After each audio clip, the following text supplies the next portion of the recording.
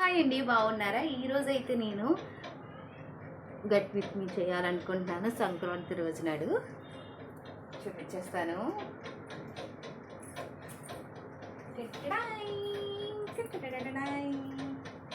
First అయితే నేను pans activity అయితే యూజ్ చేస్తున్నాను.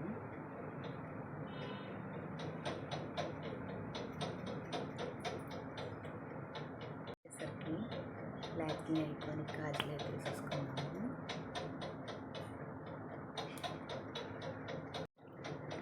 లిప్స్టిక్ వేసుకుంటాను.